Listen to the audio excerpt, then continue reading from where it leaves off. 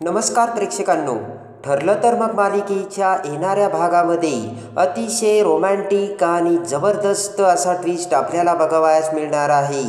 आणि त्यामध्ये आता दोन भयानक सत्याने तन्वीने अश्विनसोबत लग्नासाठी रजिस्टरवर सह्या केल्यानंतर अश्विन हा प्रियाला घेऊन जेव्हा आता सुभेदारांच्या घरासमोर येतो, त्याच वेळेस आता दोन भयानक सत्याचा धमाका उडून अर्जुन आणि सायली जेव्हा आता अश्विनला बघतात आणि अश्विन आणि प्रियाच्या तो लग्नाचा थरारक आता नाट्यमय नजारा बघून सगळ्यांना भयानक धक्का बसलेला असतो. आणि त्याच वेळेस आता तिसरी भयानक घटना घडून जेव्हा आता रविराज हा किल्लेदाराच्या घरी येतात, सुमन आणि रविराजला खऱ्या सत्याचा उलगडा होतो. आणि तो उलगडा आता रविराजला कसा होणार, आपल्या प्रियाने आता आपल्याला न विचारता आणि आपल्याला अंधारात सोडून लग्न केले हे सत्य जेव्हा आता रविराजला समजते, त्याच वेळेस आता वाऱ्याच्या वेगाने पळत रविराज हा कसा सुभेदारांच्या घरी येतो. आणि सुभेदारांच्या घरी तो प्रिया आणि अश्विनच्या लग्नाचा तो थाटामाटात पेहराव बघून आता रविराज हा रागाच्या रुद्रावताराने तन्वीवरती धावून जात तन्वीच्या गळ्यातील हार तोडून रविराज हा कसा तिसऱ्या भयानक सत्याचा अश्विन समोर धुमाकूळ घालतो. आणि अश्विनला आणि सगळ्या सुभेदारांना तिसरे भयानक सत्य सांगून रविराज आता प्रिया आणि अश्विनच्या लग्नाला नकार देत कसे लग्न मोडतो हे या व्हिडिओमध्ये आपल्याला बघावयास मिळणार आहे. आणि प्रिया आणि अश्विनच्या लग्नाला नकार देऊन आता रविराज हा कोणता भयानक निर्णय घेतो हे या व्हिडिओमध्ये बघावयास मिळणार आहे.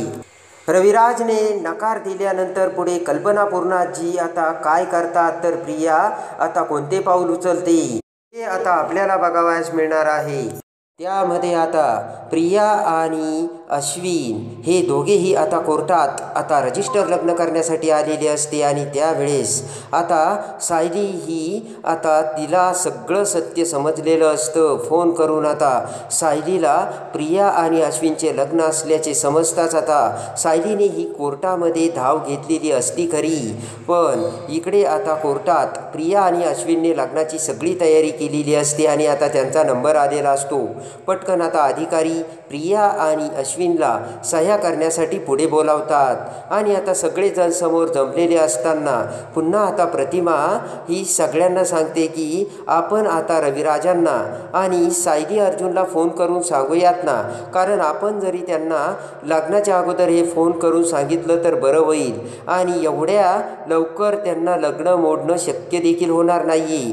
पण त्यावेळेस देखील आता प्रिया आणि प्रतापने आता प्रतिमाला विरोध केलेला असतो आणि प्रतिमाचा नाविलाज झालेला असतो. आणि लगेचच आता रजिस्टरवर प्रिया सही करते आणि आता अश्विनने देखील सही केलेली असते. आणि दोघांनीही एकमेकांच्या गळ्यात हार घालून आता लग्न तर लागलेलं असतं खरं. त्यानंतर आता प्रताप आणि कल्पना हे दोघेही अश्विन आणि प्रियाला घेऊन प्रियाला आता नवीन सुनेच्या रूपात सुभेदारांच्या घराकडे आता घेऊन येऊ लागतात. आणि त्याच वेळेस इकडे अर्जुन अगोदर घरी आलेला असतो, पण त्या अगोदर पूर्णाजीने आता प्रिया आणि अश्विनच्या स्वागतासाठी आता खूप सारे विमलकडून फुले मागून घेतलेली असते. आणि आता गाजराचा हलवासुद्धा आता पूर्णाजीने विमलला तयार करायला सांगितलेलं असतं. विमलला आता मात्र हे काही समजत नसतं, पण पूर्णाजीने विमलला आता उलट प्रश्न विचारण्यासाठी बंदी घातलेली असते. त्याच वेळेस आता अर्जुन तिथे येतो आणि आता विमलला सायली कुठे विचारताच विमल सायली ही बाहेर गेल्याची अर्जुनला सांगते. आता अर्जुनला काही कळत नाही. आणि जेव्हा आता अर्जुन पुन्हा दरवाजात येतो, त्याच वेळेस आता सायली ही बाहेरून पळत पळत आतमध्ये येताना अर्जुनला दिसते.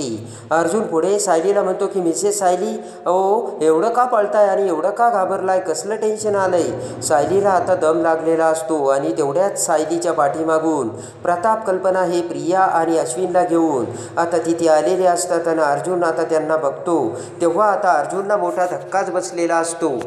इकडे आता प्रिया ही नेमकं कुठे गेली हे नागराजला देखील माहिती नसतं. नागराज आता महिपतकडे आलेला असतो आणि आता महिपत म्हणतो की कुठे गेली, मारायला वगैरे गेली की काय ती. नागराज म्हणतो की ती कपडेसुद्धा घेऊन गेली. महिपत म्हणतो ती कपडे घेऊन गेली ना, मग नक्कीच ती मरायला नाही, आपल्याला मारायला गेली असेल. तर आता प्रियाचा काहीच पत्ता नसतो. इकडे आता ही पोरगी काय धुमाकूळ घालत असेल काय माहिती, असे महिपत विचार करत असतो. त्याच वेळेस आता इकडे रविराज हा मात्र त्याचे काम आवरून घरी आलेला असतो. आता रविराज घरी येतो. रविराज घरी येतात. आता रविराजला प्रिया आणि प्रतिमा कुठेही दिसत नसतात. रविराज तेव्हा आता सुमनला म्हणतो की अगं सुमन, हे प्रतिमा कुठे गेली ग. तेव्हा आता सुमन म्हणते की प्रतिमा वहिनी ना, अहो त्या सकाळीच मैत्रिणीच्या मुलीच्या साखरपुड्याला गेल्यात. आणि लगेच आता रविराज म्हणतो की तन्वी. तर आता लगेच सुमन म्हणते की तिच्या कॉलेजमध्ये ना फॅशन शो आहे, त्यासाठी ती अगदी नटून थटून गेली रविराज भाऊजी. आणि आज प्रिया तुम्हाला माहिती आहे का, जसं काही तिचं लग्न ठरतंय आणि ती लग्नाला उभी राहायला चालली अशी ती दिसत होती. तेव्हा आता रविराजला थोडंसं अचंबा वाटतो. आणि आता इकडे सुमन ही तन्वीच्या रूममध्ये जाते. पण त्याच वेळेस आता तन्वीचे कपडे वगैरे काहीच नसल्याची सुमनच्या लक्षात येते. पटकन पळत पळत आता सुमन बाहेर येऊन रविराजला म्हणते की भाऊजी भाऊजी, अहो तन्वीच्या रूममध्ये मी आता गेले होते, तन्वीचे एकही कपडे तिच्या रूममध्ये नाही आहेत. ते ऐकताच आता रविराजला धक्का बसतो. ताबडतोब आता रविराज हा प्रतिमाच्या मोबाईलवर फोन करतो. पण त्याच वेळेस आता प्रतिमा ही दरवाजात आलेली असते आणि प्रतिमा तिथे येताच मात्र इकडे रविराजला मोठा धक्का बसतो. रविराज म्हणतो की प्रतिमा कुठे गेली होतीस तू. प्रतिमा आता आतमध्ये येते आणि आता रविराज म्हणतो की प्रतिमा, प्रिया कुठे, तन्वी कुठे, तिच्या रूममध्ये तिचे कपडे नाही आहेत, कुठे गेली आहे ती. प्रतिमाला आता काय बोलावणे काय नाही सुचत नसतं. आणि आता काळजावरती दगड ठेवून प्रतिमा म्हणते की रविराज, आता मी तुम्हाला काय सांगते ते शांत चित्ताने ऐका. तुम्ही रागवणार नसाल तर मी तुम्हाला सांगते. तर रविराज म्हणतो सांग. तेव्हा आता प्रतिमा म्हणते की प्रिया तिच्या सासरी गेली. ते ऐकताच आता रविराजच्या काळजाचा ठोका चुकलेला असतो. रविराज म्हणतो की प्रतिमा, तू शुद्धीवर आहेस ना, काय बोलतेस तू. तेव्हा आता प्रतिमा म्हणते की रविराज, मी खरं तेच सांगते, प्रियाने लग्न केलंय. ते ऐकताच आता रविराजच्या पायाखालची जमीनच सरकलेली असते. रविराज म्हणतो की अगं प्रतिमा, तू शुद्धीवर तर आहेस ना, आणि तू काय बोलतेस. तर आता प्रतिमा म्हणते हो, मी पूर्ण शुद्धीत आहे रविराज. आणि आता घडलेली सगळी हकीकत प्रतिमा आता रविराजला सांगते. प्रिया आणि अश्विनचं लग्नाची बोलणी करण्यासाठी पूर्णाजी आणि कल्पना कशा आल्या होत्या. आणि रविराजांना राग असल्यामुळे आपण हे लग्न रविराजांच्या विरहित, रविराजांच्या परवानगीशिवाय करतोय आणि रविराजांना हे आपण नंतर सांगूयात असे सगळ्यांनी ठरवलेले असते. हे सगळं प्रतिमा आता रविराजला सांगते. आणि ते ऐकून आता रविराजला धक्काच बसलेला असतो. रविराज म्हणतो की मला न सांगता, जन्मदात्या बापाला न सांगता तन्वीचं लग्न करून आलीस तू. प्रतिमा, तुला काही कळतंय का, आणि मुलगा कोण आहे. तर लगेचच आता प्रतिमा म्हणते की अश्विन सुभेदार. ते ऐकून आता रविराजला तिसरा मोठा धक्का बसतो. आणि लगेच प्रतिमा म्हणते की हे बघा रविराज, अश्विन हा गुणाने एकदम चांगला आहे. पूर्णाईची इच्छा होती की काहीही करून प्रियाला सून बनवून सुभेदारांच्या घरी न्यायचं. अर्जुनने तर प्रियासोबत लग्न केलं नाही. तेव्हा पूर्णाजीने प्रियाचा हात अश्विनच्या त्यांच्या नातवाच्या हाती दिला. अश्विनचं सुद्धा प्रियावरती प्रेम होतं आणि अश्विनने सुद्धा या लग्नाला होकार दिला. आणि कोर्टामध्ये जाऊन आता रजिस्टर मॅरेज करावं लागलं. ते ऐकून आता रविराजला खूप राग आलेला असतो. रागाने आता रविराज प्रतिमाचा हात धरतो आणि पटकन त्याच्या गाडीत आता प्रतिमाला बसवून रविराज हा सुभेदारांच्या घरी येतो. तर इकडे सुभेदारांच्या घरी दरवाजात आता गृहप्रवेशाची सगळी तयारी झालेली असते. ताबडतोब आता इकडे प्रिया ही दरवाजात येते आणि सायलीला म्हणते की माझी एक छोटीशी इच्छा आहे. माझा गृहप्रवेश मामी मी तुम्हाला सांगते की सायलीच्या हाताने व्हावं.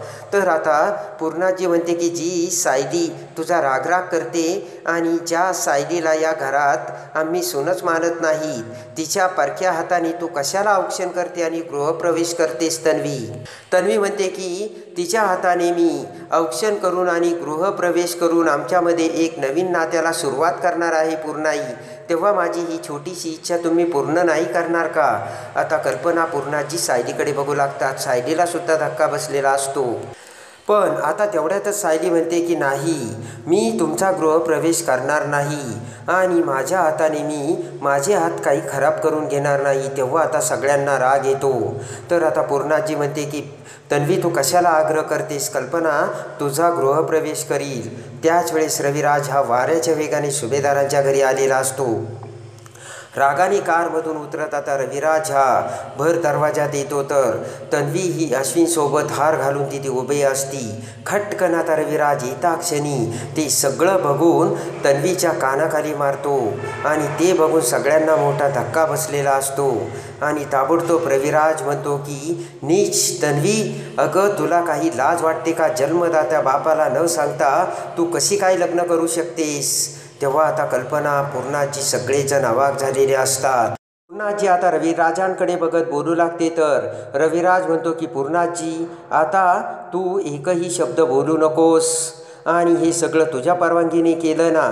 जन्मदात्या बापाला न सांगता तू माझ्या मुलीला तुझ्या मुलासोबत लग्न करून कशी घरी घेऊन येऊ शकतेस? पूर्णाजीला सुद्धा आता काही बोलता येत नाही. इकडे आता अर्जुनला बरोबर लक्षात आलेलं असतं यांनी सिनियरला काही एक सांगितलेलं नाही. इकडे आता रविराज हा रागाने लालबुंद झालेला असतो. ताबडतोब आता रविराज हे आता लगेच प्रियाच्या गळ्यातील तो हार आता ओढू लागतात. तर आता लगेचच प्रतिमा रविराजांना आडू लागते. तर रविराज म्हणतो की तुम्ही अजिबात कुणीमध्ये यायचं नाही, माझी मुलगी आहे आणि मला हे लग्न मान्य नाही असे म्हणत आता रविराजांनी प्रियाच्या गळ्यातील हार तोडून टाकलेला असतो. प्रिया आता रविराजांना थांबवण्याचा प्रयत्न करते पण आता रविराज काही ऐकत नसतात. माझ्या परवानगीशिवाय, जन्मदाता बापाच्या परवानगीशिवाय तुम्ही माझ्या मुलीचं लग्न लावूच काय शकता? आणि आज मी तुमच्यासोबतचे सगळे नाते तोडत आहे आणि आज तुम्ही मला कुठेही तोंड दाखवायला जागा ठेवलेली नाही. आणि पूर्णाजी तू एवढी समजूतदार असून देखील तू हे कसं काय निर्णय घेतलास? आणि आता प्रतापकडे बघत रविराज म्हणतो की तुला तर मी आता सगळ्यात चांगला व्यक्ती समजत होतो पण तू सुद्धा यामध्ये सामील झाला. तेव्हा आता प्रताप म्हणतो हे बघ रविराज, अरे तो ऐकून घे, माझा अश्विन एकदमच चांगला मुलगा आहे, डॉक्टर आहे तो आणि तुझ्या तन्वीचं चांगलंच होईल. तेव्हा आता रविराज म्हणतो की मला ते काही माहिती नाही, फक्त मला अगोदर तुम्ही हे का नाही सांगितलं आणि मी या लग्नाला कधीच मान्यता देऊ शकत नाही. 2 वेळेस माझ्या प्रियाला तुम्ही काय केलं? अर्जुनसोबत लग्न ठरवलं आणि अर्जुनसोबत तुम्ही भर लग्न मंडपात त्याचं लग्न मोडलं. तुम्हाला त्यावेळेस काहीच बोलता आलं नाही आणि परस्पर माझ्या मुलीचा निर्णय तुम्ही कसे घेऊ शकता? आणि तुम्हाला हा निर्णय घेण्याचा काही एक अधिकार नाही.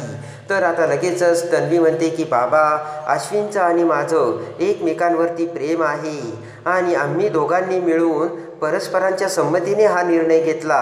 तेव्हा आता रविराज म्हणतो की अगोदर तुझं अर्जुनवर प्रेम होतं, अर्जुनने लग्न मोडलं, त्यानंतर तू एवढ्या लवकर अश्विनसोबत सुद्धा प्रेम कशी काय करू शकतेस? प्रतिमा आता रविराजांना समजावू लागते. रविराज म्हणतो प्रतिमा तू तर एक शब्दही बोलू नकोस आणि आज तुम्ही सगळ्यांनी मला माती खायला भाग पाडले. स्वतः ही माती खाल्ली आणि मलासुद्धा तोंड दाखवायला कुठे जागा ठेवली नाही. तन्वी, आजपासून तू मला मेलीस आणि आजपासून तुला किल्लेदारांच्या घराचा दरवाजा कायमचा बंद. ते ऐकता सगळ्यांना मोठा धक्का बसलेला असतो. त्यानंतर आता रविराज रागाने प्रताप, पूर्णाजी आणि कल्पनाकडे बघतो आणि म्हणतो की आजपासून मी अजून एक तुम्हाला एक भयानक सत्य सांगतो आणि ते सत्य म्हणजे आजपासून किल्लेदारांचा आणि सुभेदारांचा संबंध कायमचा तुटला. ते ऐकून आता सगळ्यांना मोठा धक्का बसलेला असतो. यापुढे तुम्ही माझ्या घराची कधीही पायरी ओलांडायची नाही असे म्हणत आता रागाने रविराज हा प्रियाला तेथून घेऊन जाऊ लागते. तेव्हा आता प्रिया ही रविराजांचा हात झिडकारते आणि म्हणते की बाबा, आता माझं अश्विनसोबत लग्न झालं आहे. मी आता या घरची सून झाली आहे आणि आता मला आणि अश्विनला तुम्ही असे काही बोलू शकत नाही आणि आता मला तुम्ही कुठे घेऊन जाऊ शकत नाही. कायद्याने आम्ही लग्न केलंय आणि आता मी याच घरात राहणार. ते ऐकून आता रविराजांना तिसरा मोठा धक्का बसलेला असतो. तर आता लगेचच रविराज म्हणतो की तन्वी, मग माझाही निर्णय तू ऐक. रविराज म्हणतो की तन्वी, यापुढे तू मला मेलीस आणि तू कधीही पुन्हा तुझ्या तोंडातून माझं नाव घ्यायचं नाही आणि माझ्या दरवाजाची कधी पायरी ओलांडायची नाही. ते ऐकताच आता सगळ्यांना अजून मोठा धक्का बसलेला असतो. रविराज म्हणतो की माझ्यासाठी एक हे लग्न नाही आहे आणि मी हे लग्न मानतच नाही. अशा शब्दात आता रविराजांनी प्रिया आणि आता अश्विनच्या लग्नाला आता परवानगी दिलेली नसते आणि रविराजांनी हे लग्न मान्य नसल्याचे सांगितलेलं असतं. यापुढे तुमचा आणि माझा काहीही एक संबंध नाही. कधीही तुम्ही किल्लेदारांच्या कोणत्याही व्यक्तीसोबत बोलण्याचा प्रयत्न करायचा नाही किंवा घरीसुद्धा यायचं नाही.